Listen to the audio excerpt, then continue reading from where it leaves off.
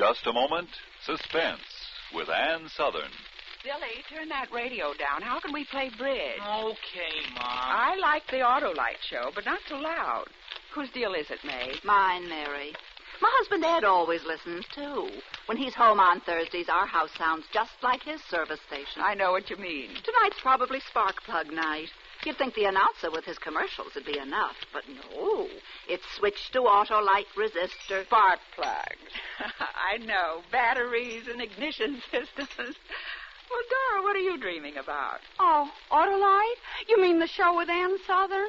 Oh, Mary, tell Billy to turn up the radio again. I wouldn't miss Suspense Billy, for will all... you turn the radio up? Your Aunt Dora Yes, ma'am.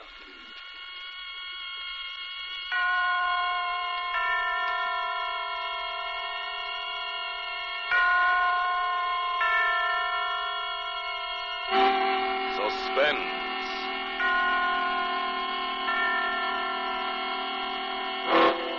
Autolite and its 60,000 dealers and service stations bring you radio's outstanding theater of thrills. Starring tonight, Miss Ann Southern in Anton Leader's production of Beware the Quiet Man. A tale well calculated to keep you in suspense.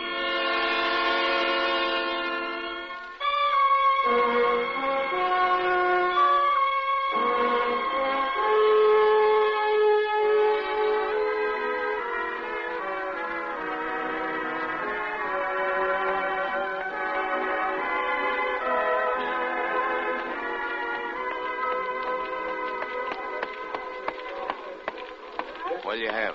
Bourbon and soda with a twist of lemon. Okay, coming right up. Say, your name, Margie? Yeah. How'd you know? You generally come in here with a heavy-set guy, black wavy hair, wears a big diamond? Yeah. Yeah, he was in a while ago. Said that day he'd be late, but for you to be sure and wait for him. But I can't wait. I gotta get home to my... I gotta get home. How late do you say it'd be? Oh, about an hour. Oh, for crying out loud. Okay, give me some nickels. Yeah.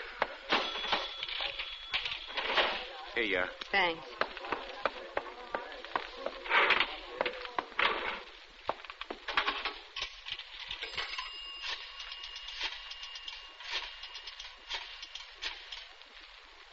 Hello? Mr. Banning, please. Yeah, Mr. Arthur Banning.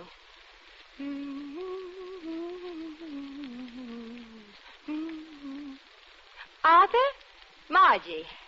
I'm going to be late for supper.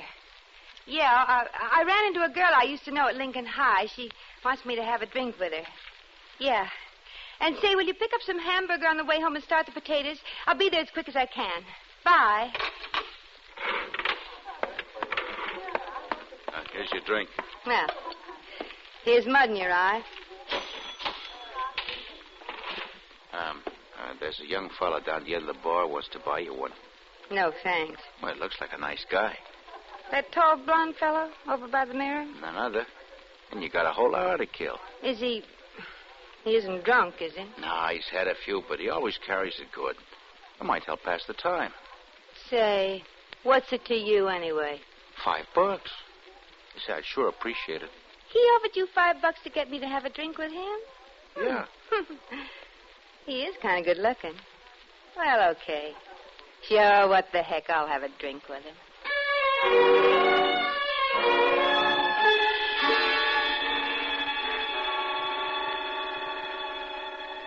Okay, so you're married. Nothing wrong with having a drink together, so what? I figure what your old man don't know won't hurt him. I said I'd have a drink with you. If you've got any other ideas, I'll buy my own. Oh, now, don't get me wrong, honey. I spotted you as a good kid the minute you ankled in here. You just like excitement, that's all. And I'm the guy that can dish it out. Yeah? Yeah. You see, I'm a private eye. Yeah, no kidding, like you hear about on the radio. Gee, what a break for me. You just stick around me, honey, and you'll get plenty of excitement. Yeah, I'll bet. You know, you take this new client of mine now. Bet you anything he makes the headlines tomorrow.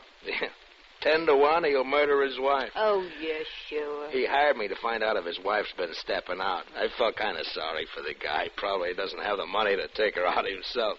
He's a bank teller over at Second National. Bank teller? My... What's his name? Honey, no, that stuff's confidential. Matter of fact, I'm not supposed to talk about cases at all. Oh, go on. I won't tell anybody. Well, no, you don't look like the kind of babe that blabs everything she knows. How about that drink, huh? Sure. Hey, Charlie, 2 over here, huh? In the works. You know, he sort of gave me the creeps, this guy.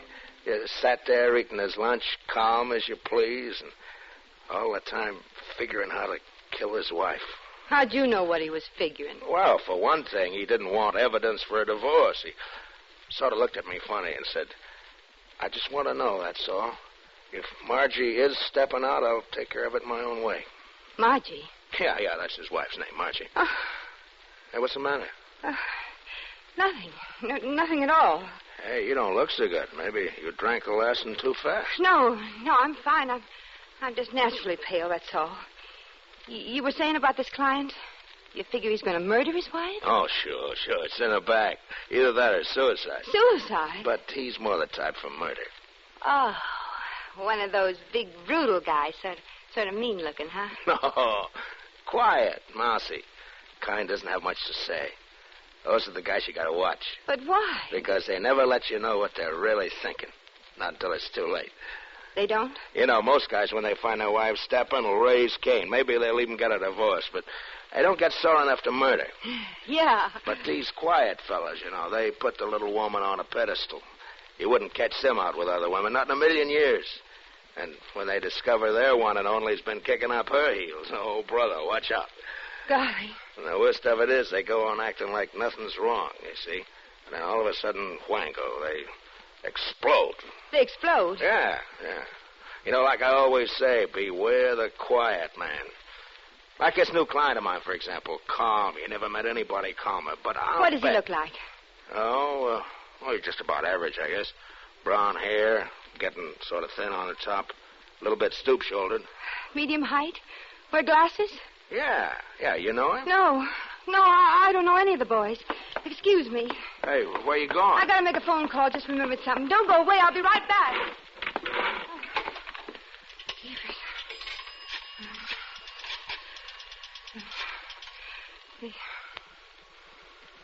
Ralph?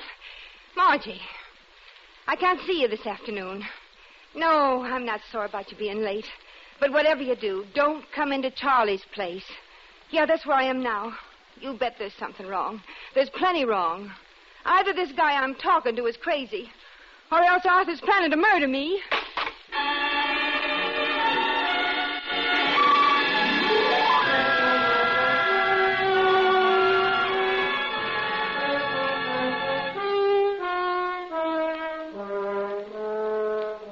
For Suspense, Autolite is bringing you Miss Ann Southern in radio's outstanding theater of thrills, Suspense.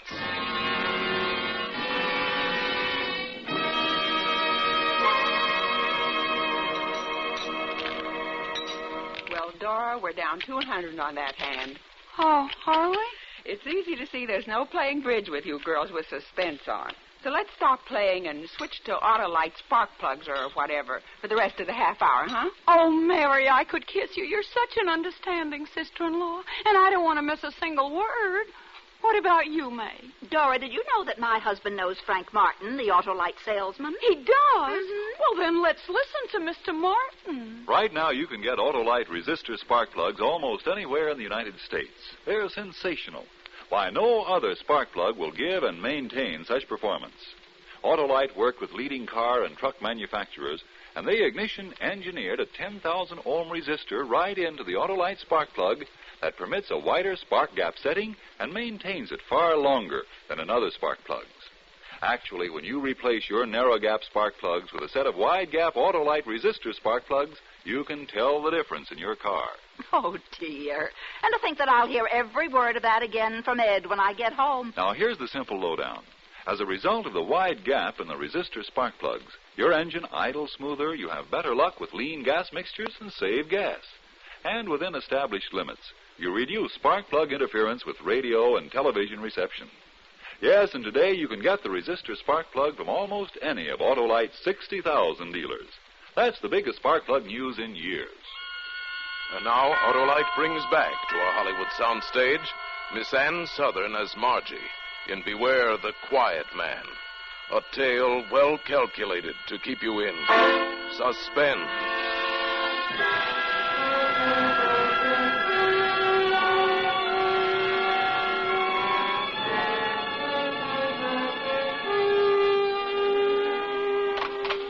I stood there in the phone booth a minute after I hung up. I wasn't scared exactly, but I had to let those words sink in. Either this guy I'm talking to is crazy, or else Arthur's planning to murder me. I went back to the bar. I had to find out. Oh, beautiful. I thought you got lost. Sit down, sit down. Thanks. Now, about this fella, the one who's going to murder his wife. Oh, let's candy shop talk. I want to hear about you. I don't even know your name. Did he say what made him think she was stepping out? She's supposed to belong to some bridge club the bank teller's wife's got up. But friends of his saw her downtown a couple of times on a bridge date. Is that all? You know, honey, you're pretty smart. You make like you're really interested in a guy's work. Oh, but I am. You know, I had a little doll once I thought plenty of. Would have married her, maybe, but only every time I started talking about a case, she shut me up. Never mind about your little dolls. What about this guy? Hey, you're jealous.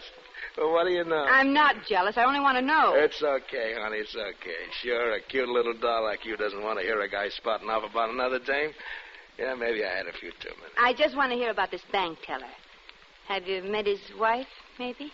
No, but he showed me a picture of her. Oh, then you know what she looks like. Oh. Hey, what's so funny? Never mind, the joke's on me. Hey, maybe you better not have any more to drink. You're acting kind of screwy. Oh, I feel wonderful. Well, here's to you. A long life. Yeah. A long, long life. Yeah. Down the hatch. Yeah. Poor little Marchie. You know, he showed me a snapshot of her in her bathing suit. Mm-hmm. Oh, boy, was she stacked. As a matter of fact, about your height and build, you're blonde like you, too. Was she as pretty as I am? I couldn't see her face. It's kind of blurred. Oh. He's bringing me a better picture of her tomorrow. Oh, I think I'd like another drink. You know, honey, you better start taking vitamins or something. You're pale as a sheet. I said I wanted another drink. Oh, yeah, sure. Hey, Charlie, two more the same, huh? Yeah, poor little Marchie. You know, that's one thing I could never figure out. The cute little dolls with flirtatious eyes always pick some homely, quiet gink when it comes to settling down. And the handsome he-man who has to beat off the dames with a club, what does he do? He marries a drab little pigeon. Yeah, that's why we get so many axe murders, I guess. Axe murders? Only in this case, he'll use a gun. But he doesn't have a... I mean, most bank clerks don't own guns. Oh, well, this one does. Now. Give me a light, will you? Yeah, sure. There you are. Hey, maybe if you lay off for booze, honey, and take a tonic or something, you'll feel better. Look at your hands. They're trembling. How do you know he has a gun? Oh, I get it. Why'd you tell me? Tell you what? You got a squeamish stomach. All this talk about guns and shooting. Oh, honey, I'm sorry. I won't say one more word about it, I promise. I'm not squeamish, and I don't need vitamins. I want to know how you know this bank teller guy has a gun. All right, so I'm going to a pawn shop and buy one. You know, honey, I could really go for you. It's a funny thing, we never even introduced ourselves. That's something we got to do. My name's Cluson. Lem Cluson. What's yours? You mean that man bought a gun and now he's home waiting to murder his wife in cold blood? Oh, no. He won't do anything until he gets my report. Oh. You see, tomorrow I check with her friends to see if she's been going to bridge club like she's supposed to. Yeah. And I meet my client for lunch and get a picture of Marchie. And I take it around to the downtown bars to find out if she's been seen with anybody. And then I give my client the report when he gets off work. Yeah. And then? And if his suspicions are right, and they usually are, it's all over but the shooting. The shooting? Yeah. Bang, bang, honey. That's all. Bang, bang. Say, what'd you say your name was? I've got to get home.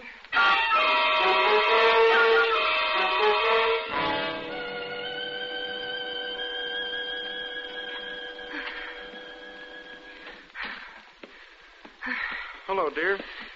Hello, Arthur. Oh, I was beginning to worry about you. Well, I really couldn't help being late for dinner. I wanted to leave, but Maybelle, that's her name, you know, the girl I used to go to school with, she kept talking yatta to yatta, and I just couldn't walk out on her in the middle of a sentence. That's all right. I didn't mind. Hey, the potatoes are all ready like you told me. Shall I... No, I'll hurry dinner. You just sit down and read the paper. Huh? Well, thank you, dear. You all right? You look a little flushed. Oh, I'm fine. I was just rushing, that's all. It'll be ready in a minute. Did you have a hard day, darling? Oh, usual. People are taking out more money these days than they're putting in. Yeah, prices are awful, aren't they? Nothing unusual? I mean, nothing happened today? Oh, a funny thing. Man came rushing in this morning, first thing the doors were opened. Wanted to withdraw all the money from their joint account before his wife beat him to it. Seems she was leaving him for another man. Oh, how awful. Oh, yeah. While he was there, she appeared. You should have heard her carry on. Huh. She was a real shrew. Well, what happened? Oh, nothing. He didn't say a word. He was a gentleman. But I'll bet if he'd had a gun, he'd have killed her. Oh, well. Seems things like that happen all the time. Newspapers full of it.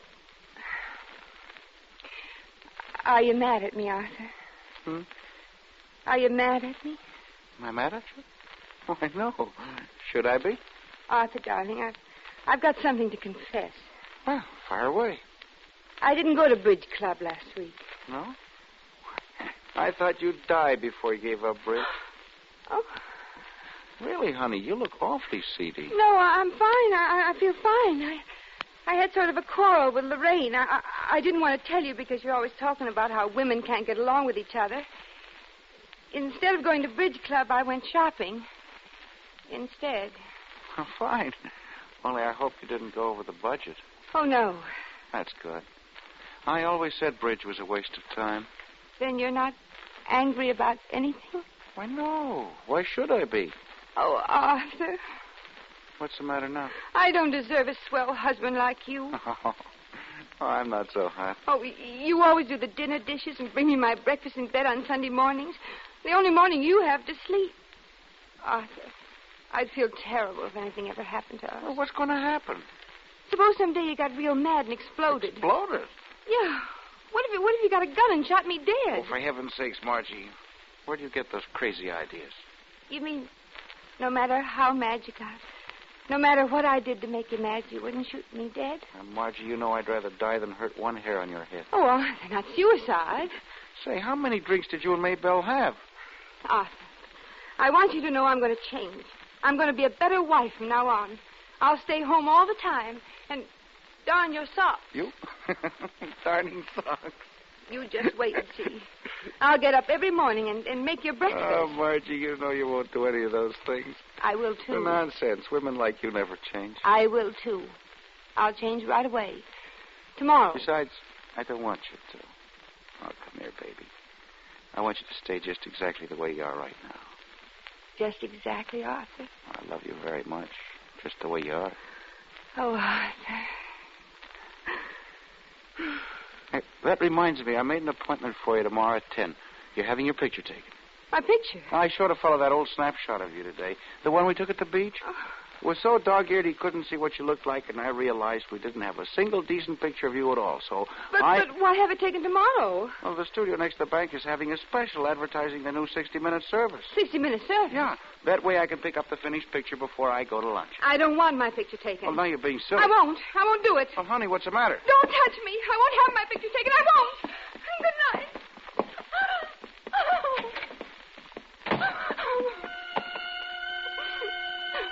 Sort of gave me the creeps, this guy. Sat there eating his lunch, calm as you please, all the time figuring how to kill his wife. Quiet, mousy. That's the kind you gotta watch. Never let you know what they're really thinking. All of a sudden, wango, they explode. Bang, bang, honey. That's all. Bang, bang. Oh, no. There must be some mistake. Arthur wouldn't hurt me. He wouldn't. I won't think about it. I'll take a sleeping powder and go to bed. The gun. He did buy a gun. It's all true. Every word of it's true.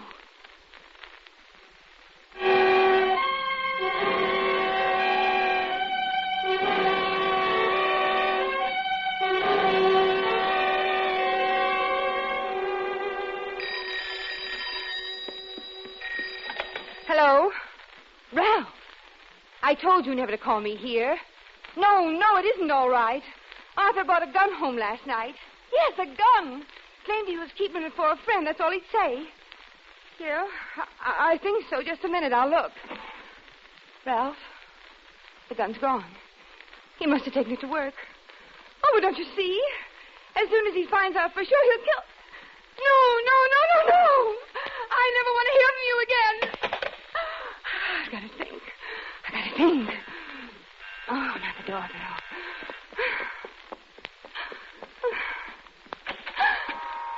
Oh, Lorraine. Well, who'd you expect, darling? Frankenstein? Aren't you going to invite me in? Well, I was just going out. Don't be silly. You're not dressed. I'm in a hurry, Lorraine. Well, so am I. I'm late at the beauty shop now. But I was driving past anyway, so I thought I'd drop in and give you the latest on the girls at the Bridge Club. Well, some other day. Honestly, Margie, this is choice. You know what I heard about Mrs. Dentler? You know, she's the wife of Ben Dentler, the new teller at the bank. The one from Chicago. Lorraine, if you don't mind. Oh, that's right. You haven't met her. Of course, you haven't been around lately.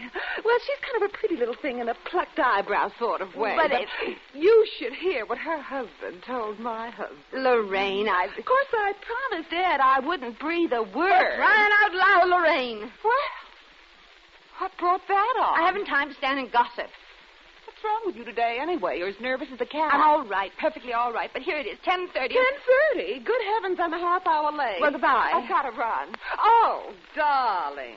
Be sure and read the Gazette tomorrow. They're running a story about our bridge benefit. Okay, goodbye. Pictures and everything. They didn't have time to take a new picture, but I gave them the one we took at the Valentine party. The one I was in? They're publishing it? Why, sure. I don't want my picture in the paper. But yours was the only flattering one in the group. The reporter picked you out right away. He seemed quite smitten. He? Oh, yes. He asked all about you. Of course, I told him that you didn't come to meetings very often. The Gazette doesn't use men reporters for society? Well, they do now, dear. He didn't sound much like a reporter, though. He kept calling me honey. Tall, blonde, fast talker? Why, yes. And you gave him my picture? Well, of course. What was his name? Oh, well, let's see. Yeah. Funny name. I think it was Clusen. Lem Clusen.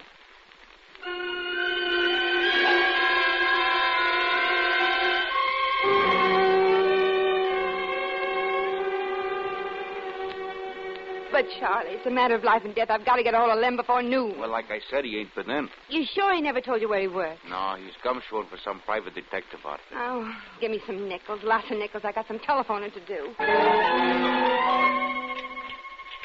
Acme Detective Agency. Do you have a man named Clusen working for you? Lem Clusen? No? Thanks. Brandon Agency? I want Mr. Clusen, Lem Clusen. Oh. Yeah, I guess I have the wrong number. Hawkshaw Detectives. I'm looking for a man named Lem Clusen. No, I don't want to hire you to find him. But you're the last one in the book. He's got... Okay, sorry.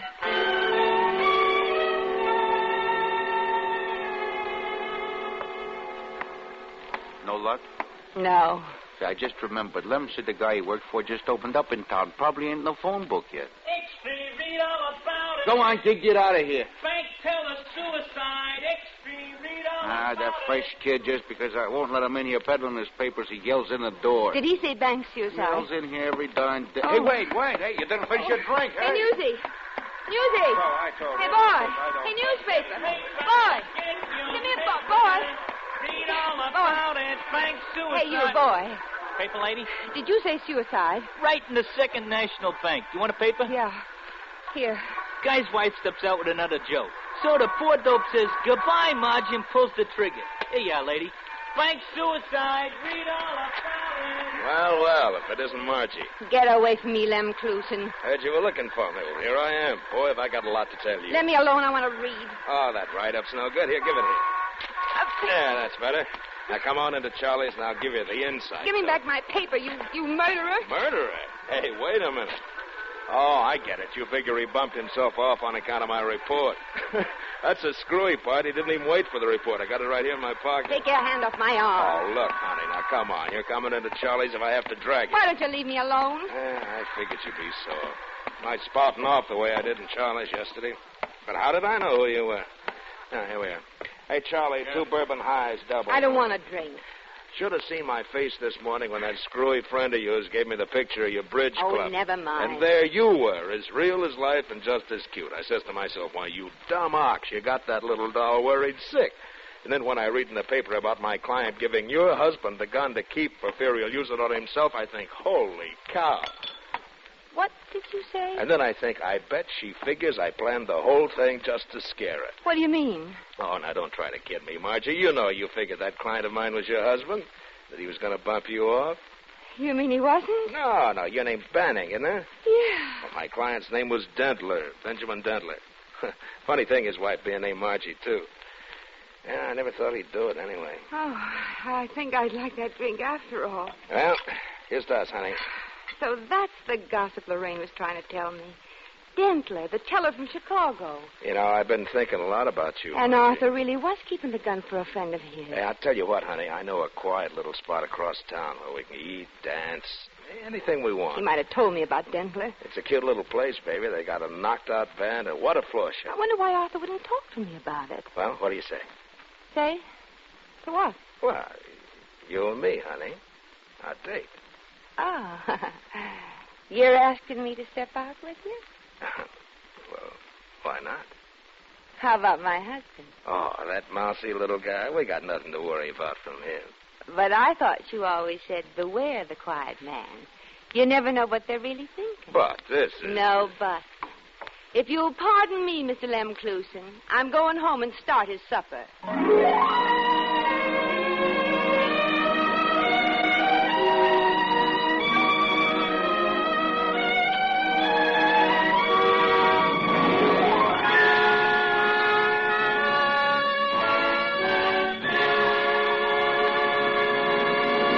Thank you, Ann Southern, for a splendid performance. Miss Southern will be back in just a moment. Dora, I apologize. That show was better than a 6 no-trump hand. Why, Mary, first thing you know, you'll be in Ed's class, quacking about Autolite resistor spark plugs like Donald Duck. Deal me a great big hand, Mary, and watch me get back that 200 we went down. You know, I must get me a set of those spark plugs. Why not? Ask Ed tomorrow to put a set of those Autolite resistor spark plugs in your car. Oh, well then, May, will you tell Ed I'll be over tomorrow? I certainly will. My old car is going to get Autolite resistor spark plugs, too. Yes, switching to Autolite is safe, sane, sound, sober judgment, and a sure way to spark plug satisfaction. That's why everybody's switching to Autolite. Autolite means resistor spark plugs. Ignition-engineered spark plugs. Autolite means batteries. Stay full batteries. Autolite means ignition system. The lifeline of your car.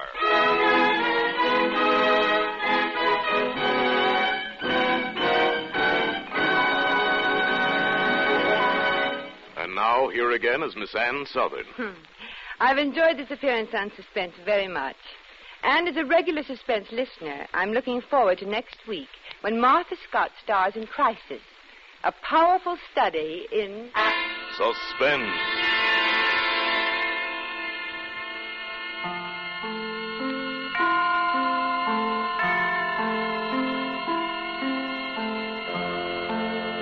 Ann Southern appears by courtesy of Metro-Goldwyn-Mayer Studios, producers of Julia Misbehaves, starring Walter Pidgeon and Greer Garson. Tonight's suspense play was written by Toby Hall, with music composed by Lucien Morawick and conducted by Lud Gluskin. The entire production was under the direction of Anton M. Leader.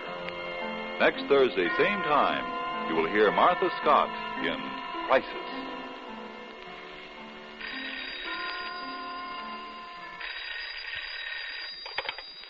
This is the Autolite Suspense Show calling the people of the USA. Here's your potty, sir. Thank you. This is CARE Incorporated. It's been 9 years now, 9 years since Europe's people have been able to live decently, buy clothes to wear, get enough to eat. That's a long time. It's far too long. Our government is doing something about it. Its long-range program will help restore economic prosperity. But there won't be any immediate direct help for the people who are hungry today. They can look only to us, to you and me. We can send help through CARE, The 40,000 calories of food, good food, in a Care package goes a long way. Because Care is non-profit, government approved, it will deliver your package in Europe for just $10. $10 sent to Care will supplement rations of a family of 4 Europeans for a month. Won't you help? Remember the name and address, Care, C-A-R-E, New York. Good night. Switch to Autolite. This is CBS, the Columbia Broadcasting System.